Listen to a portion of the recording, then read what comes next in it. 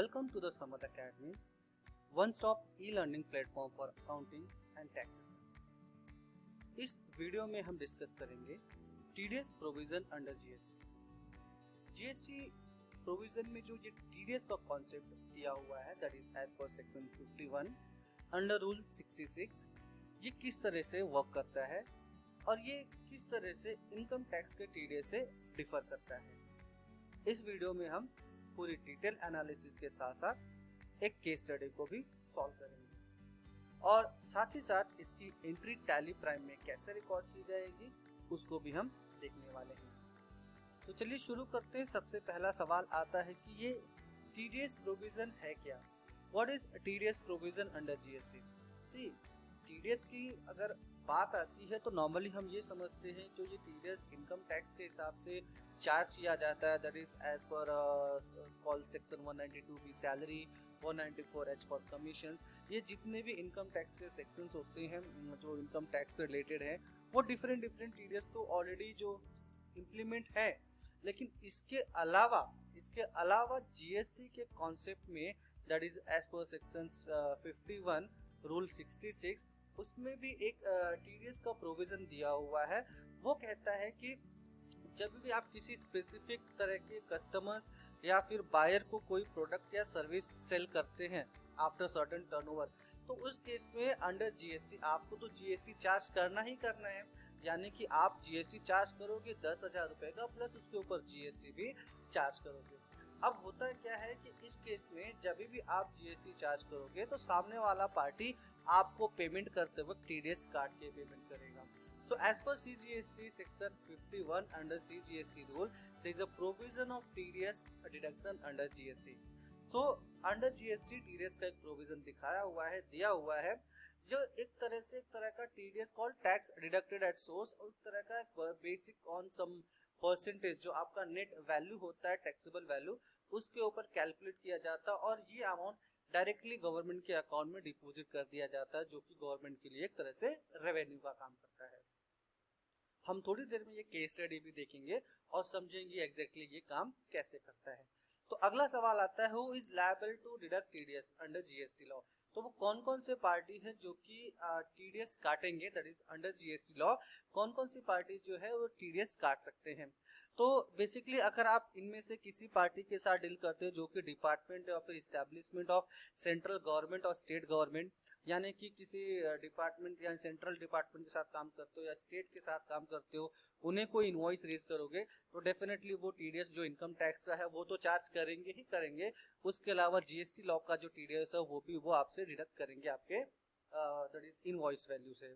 दूसरा आता है अगर local authority like municipal bodies, government agencies, that is called governmental agencies, such person or category person may be notified by the government, और ऐसे कुछ है जिसको गवर्नमेंट नोटिफाई कर सकती है उनके साथ, यानी कि कहने का मतलब हो गया ये चार तरह की जो अलग अलग पार्टीज है जिनके साथ अगर आप डील करोगे तो डेफिनेटली वो आपसे आपके इनवॉइस की वैल्यू पे दो तरह के टीडीएस आपके अकाउंट डिडक्ट करेंगे। फॉर एग्जाम्पल अगर आप कोई सर्विस देते हो, आपके कस्टमर का नाम है स्टेट बैंक ऑफ इंडिया, यानी कि गवर्नमेंटल एजेंसीज हो गई, तो ऐसे केस में जब स्टेट बैंक ऑफ इंडिया को आप इनवॉइस दोगे विद जीएसटी तो जो बेसिक टैक्सेबल वैल्यू है वो एज पर इनकम टैक्स का भी टीडीएस डिडक्ट करेंगे, जो भी रेट होगा लेट्स से फॉर एग्जांपल 10%, और जो जीएसटी का जो रेट है दैट इज कॉल्ड जीएसटी का जो टीडीएस रेट है वो 2%, वो टोटल 2% टीडीएस भी काटेंगे, यानी कि टोटल 12% टीडीएस काटा जाएगा, जिसमें से 10% एज पर इनकम टैक्स और 2% जो टीडीएस काटा जाएगा वो होगा एज पर जीएसटी प्रोविजन।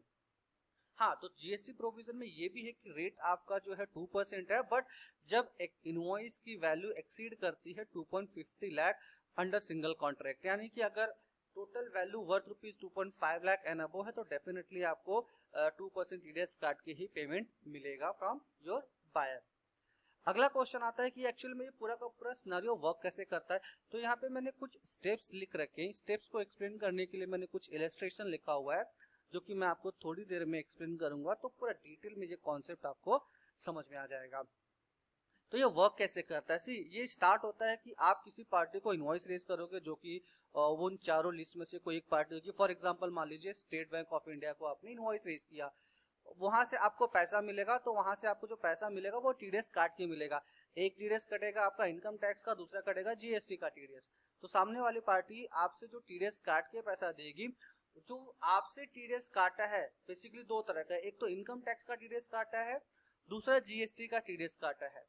तो जो इनकम टैक्स का टीडीएस है वो तो इनकम टैक्स में फाइल करेंगे, दैट इज मान लीजिए 194J में काटा, तो 194J में वो अपना जो रिटर्न फाइल करेंगे उसके हिसाब से आपको उसका जो टीडीएस अमाउंट है वो 26AS में दिखेगा। That is called income tax का जो 26AS रिपोर्ट होता है, जहाँ पे जितने भी टीडीएस काटे जाते हैं एज पर इनकम टैक्स, वहां पे आपको वो रिफ्लेक्ट करते हैं।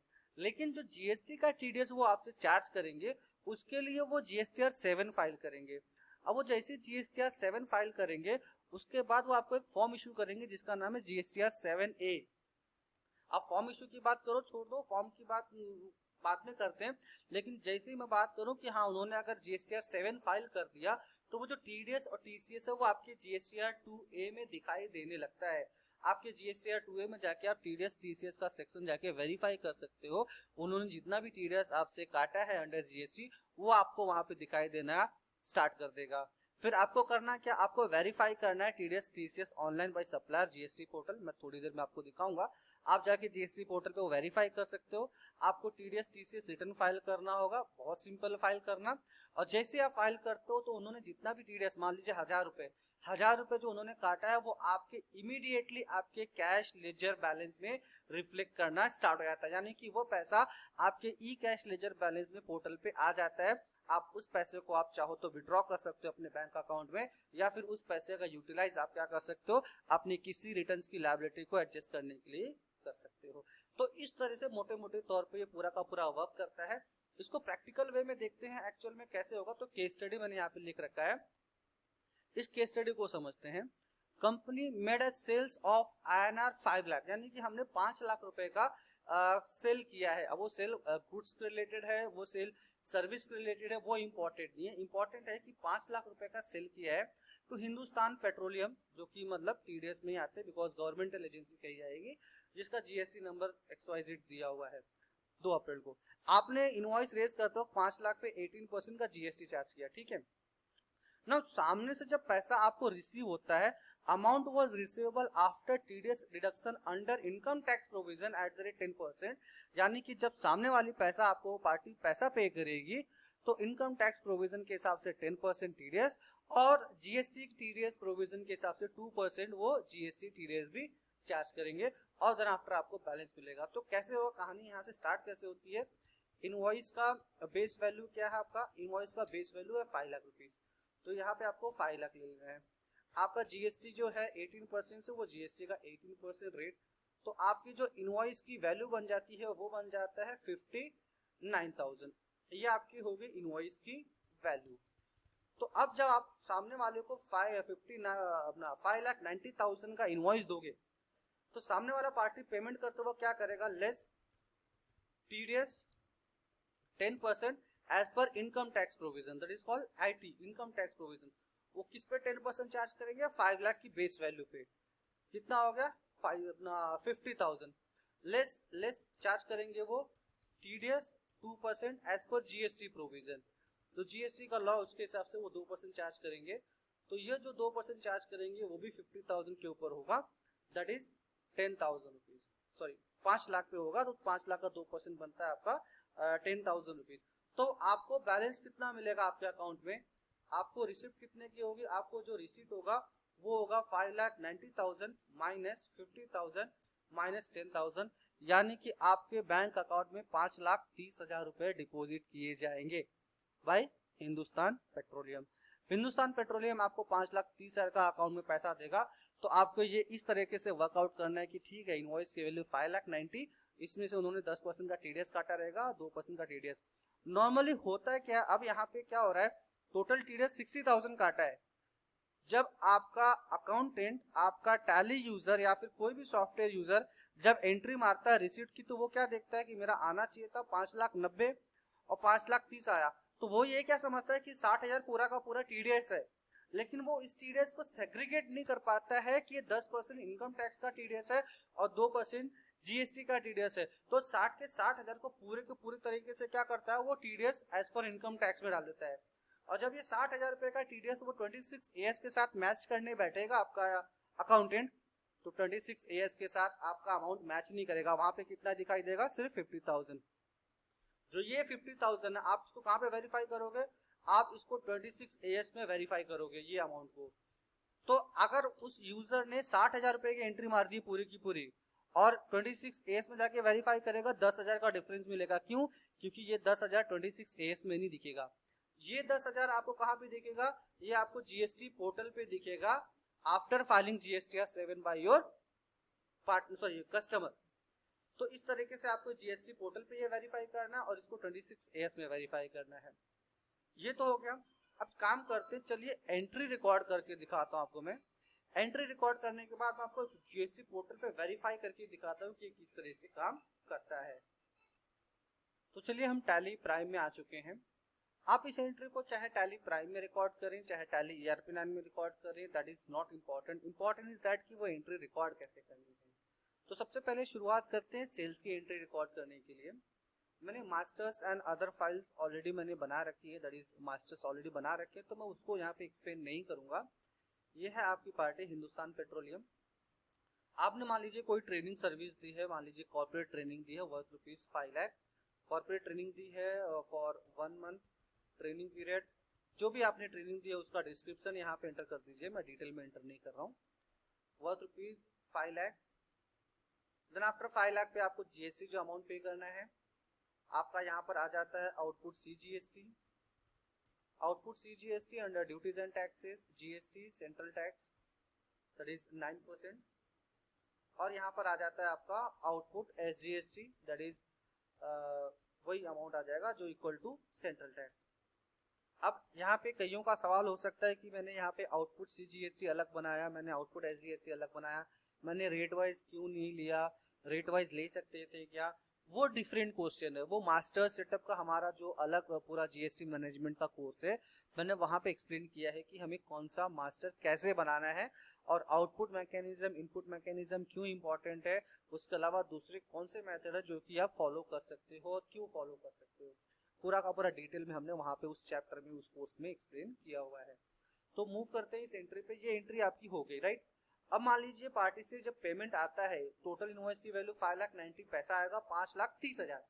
अब ये मान लीजिए पैसा आपको 30 अप्रैल को ये मिल जाता है, तो एंट्री रिकॉर्ड करते वक्त रिसिप्ट क्या करना है आपको, यहाँ पे रिसिप्ट में क्या रिकॉर्ड करना है आपको। एंट्री मान लीजिए आपका पैसा बैंक में आता है, मैं यहाँ पे बैंक लेजर क्रिएट करता हूँ, क्रिएटेड नहीं है।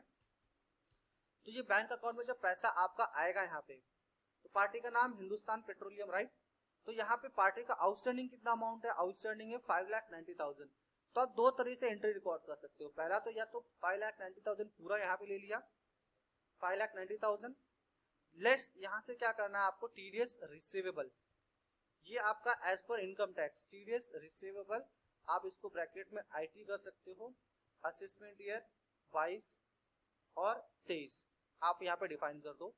असेसमेंट ईयर 22-23 ये आपका हो जाएगा अंडर करंट असेट्स। कितना अमाउंट था TDS का आपने देखा था, 50,000 rupees as per income tax था। ये आपका काट क्या रहेगा, दूसरा आया रहेगा आपका CGST और SGST। बिकॉज ये जो 10,000 है ये हाफ ऑफ डिवाइड हो जाएगा, टोटल जो 2% GST है, अगर ये इंट्रा स्टेट हुआ यानी विद इन सेम स्टेट हुआ तो 50% हो जाएगा आपका टोटल अमाउंट का, CGST 50% हो जाएगा, SGST अगर ये इंटर स्टेट हुआ तो पूरा का पूरा IGST में जाएगा। तो मैं ऐसा एज्यूम कर रहा हूँ कि ये CGST और SGST है, बिकॉज पार्टी सामने वाली जो भी महाराष्ट्र की है यानी विद इन सेम स्टेट है, तो 50-50 करते हैं। तो क्या करेंगे यहाँ पे इनपुट CGST जिसका आपको बेनिफिट मिलेगा और यहाँ पे आप TDS लिख दीजिए एट 1%। लेजर का नाम आप कैसे बनाइए दैट इज नॉट इम्पॉर्टेंट, आप जैसे रेफर करना चाहें उसको कर सकते हैं। Under duties and taxes GST ये हो जाएगा आपका सेंट्रल टैक्स।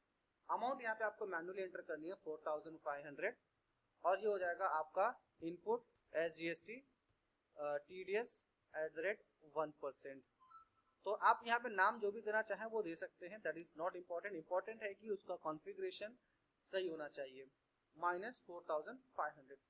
सो टोटल आपको यहाँ पे जो पैसा मिलेगा वो 5,31,000, 5,31 डिफरेंस आ रहा है 1,000 रुपीज का। लेट से हमने वर्किंग में कहीं पे कोई मिस्टेक की थी।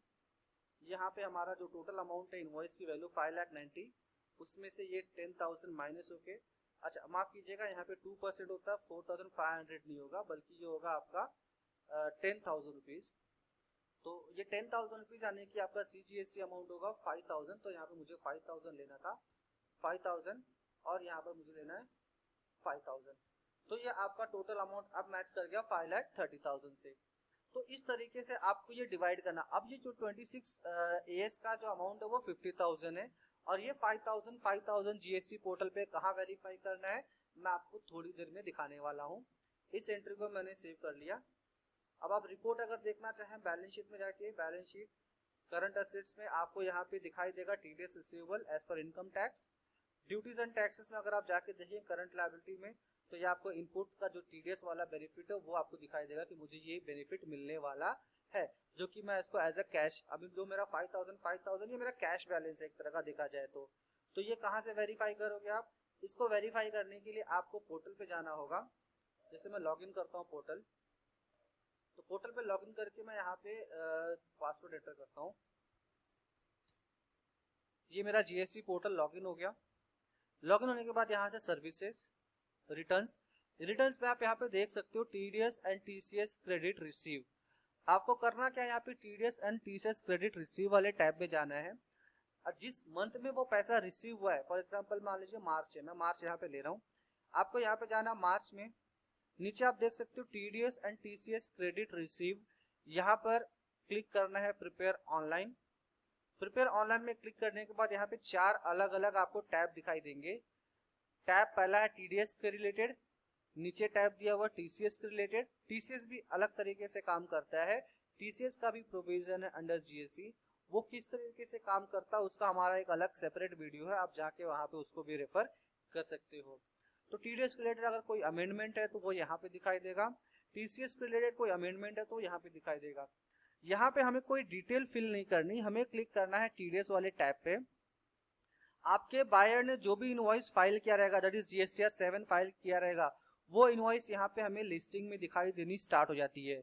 यानी कि जो 5,000 जो उन्होंने चार्ज किया है वो यहाँ पे वो फिगर दिखाई देगा, और हमें क्या करना है वहां पे टिक करना है और उसको एक्सेप्ट करना है। यहाँ पे ये पूरा का पूरा ब्लैंक आ रहा है, जैसा मैंने इन्फॉर्मेशन के तौर पे आपको दिखाया। आपको वहां पे टिक करना, उसको एक्सेप्ट करना। एक्सेप्ट करने के बाद आपको नीचे जाके प्रोसीड टू फाइल क्लिक कर देना है। जैसे आपने फाइल क्लिक कर दिया, आपका ये फाइल हो गया, कुछ भी और चेंजेस नहीं करने हैं। आपका जैसे ये फाइल हो जाता है with in A second 5,000 rupees आपका वो इस कैश लेजर में यहाँ पर और यहाँ पर रिफ्लेक्ट करना स्टार्ट कर देगा। तो विद इन ए सेकेंड आपको वो कैश लेजर में बैलेंस आपका 5,000 यहाँ पर आ जाता है। उस 5,000 के बैलेंस को आप अपनी लायबिलिटी से एडजस्ट कर सकते हो, यूज कर सकते हो, या फिर वो पैसा अगर विड्रॉ करना चाहो तो आप सर्विसेज में जाके यहाँ पे रिफंड में चले जाके, रिफंड में एप्लीकेशन फॉर रिफंड का ऑप्शन दिया हुआ है।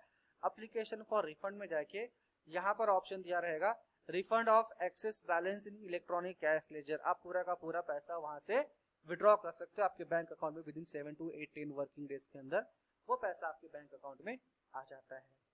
तो कुछ इस तरीके से TDS प्रोविजन अंडर GST काम करता है। उसकी एंट्री हमें कैसे रिकॉर्ड करनी है वो भी मैंने टैली प्राइम में या फिर समझ लीजिए टैली ERP में करके दिखा दिया है। आई होप सो यहाँ पर आपके सारे डाउट्स क्लियर हो चुके रहेंगे।